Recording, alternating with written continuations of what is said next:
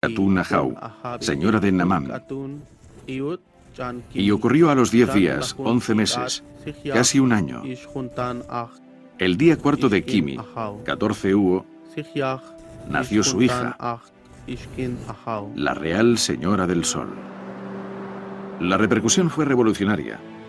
Los epigrafistas habían estado buscando un solo signo para cada sonido silábico. Pero si U estaba representada por más de un signo, también las otras sílabas podrían estarlo. Una de las cosas que hace tan complicada la escritura maya es su afición a las sustituciones. Un sonido puede tener 13, 14 o 15 versiones diferentes. No les gustaba repetirse y les encantaba mostrar cosas nuevas.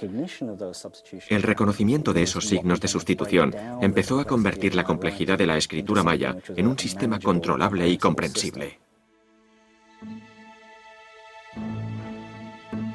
Cada vez que un escritor maya escribía una palabra o una frase determinada, podía escoger entre una variedad de signos y combinarlos de una nueva manera. Un signo podía ser escrito de forma abstracta, como la cabeza de un ser humano, de un animal o un dios. Se podía representar un signo dentro de otro, o solapado en parte. Se podían unir dos signos, unir sus atributos. Los glifos incluían figuras de monstruos y dioses.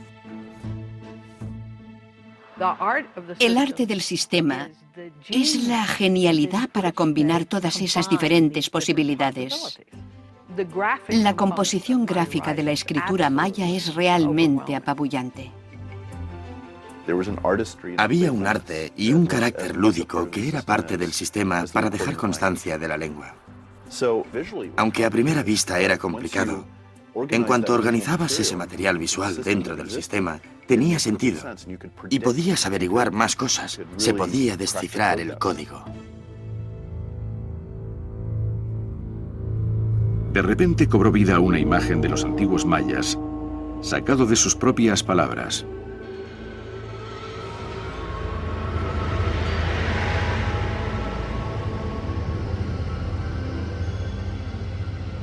Algunos glifos describían pertenencias personales.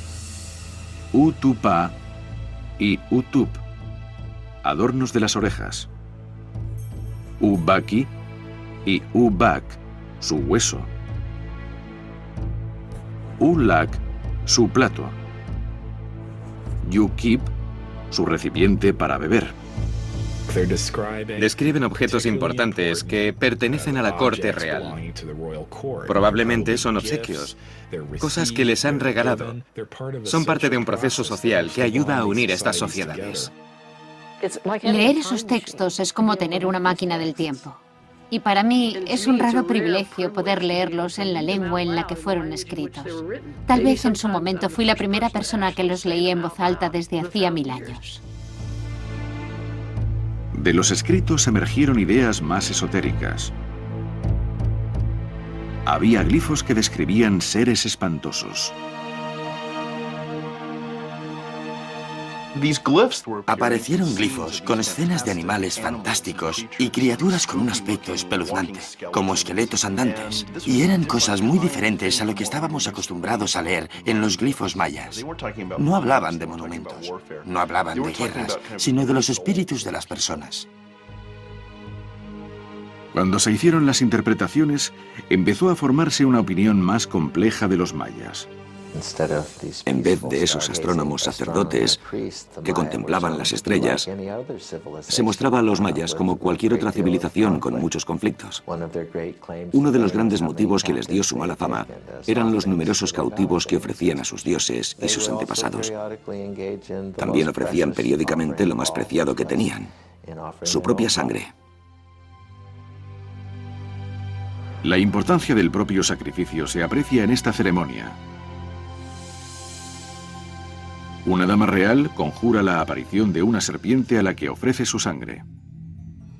Se ha perforado la lengua con una espina de raya y luego pasa por la incisión una cuerda con espinos.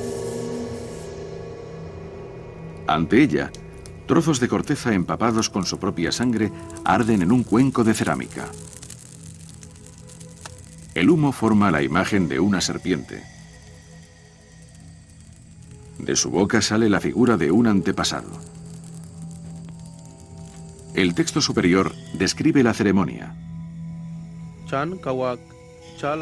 El 28 de marzo del año 755 se conjuró la aparición de la serpiente Shag Noh Chan, el espíritu animal del dios Kawil. Y luego se conjuró la aparición del antepasado, Yaxchak Awin. El glifo para conjuro muestra una mano agarrando un pez. La idea de coger algo escurridizo, entrar en otra esfera o incluso en el inframundo, sacar algo de ahí y traerlo a tu propio mundo, eso es conjurar. De los glifos y el arte empezó a aparecer la psique de los antiguos mayas. Ahora conocemos a los mayas en conjunto. Puedes ver una pieza de arte maya y por las inscripciones de la parte superior de las vasijas comprendes qué hacían esas personas. Un mito, representado repetidamente en las vasijas mayas, es un manuscrito superviviente del siglo XVI, el Popol Vuh. Relata la saga de dos hermanos gemelos convocados por el inframundo.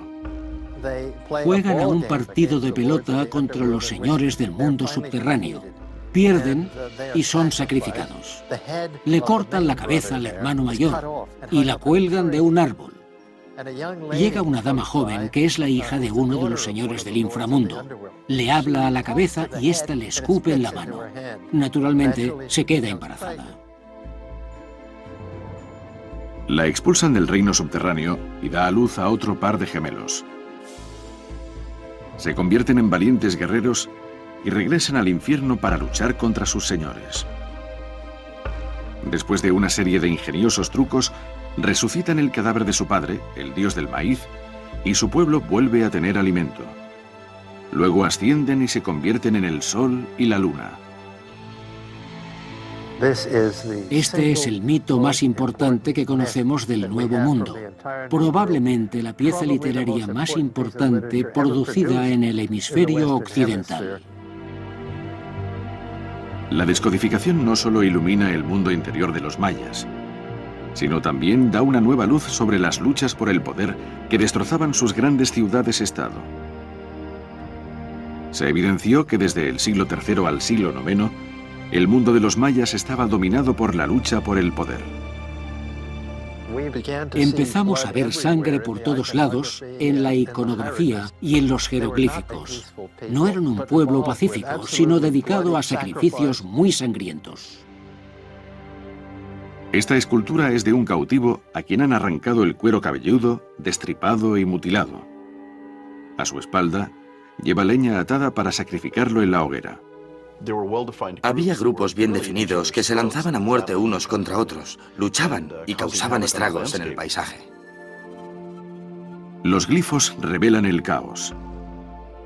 Chuk, capturar. Hub, demoler una ciudad. Pul, quemar. Chak, decapitar.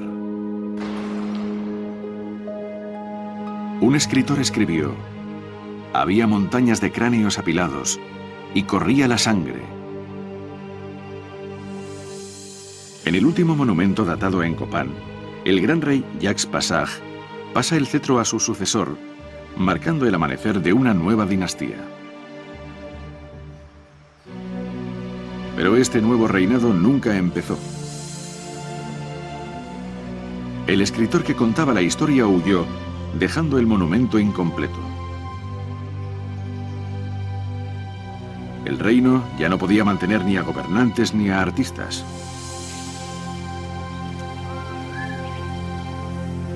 Cuando el descontento político invadió la región, las grandes ciudades de las tierras bajas del sur decayeron finalmente.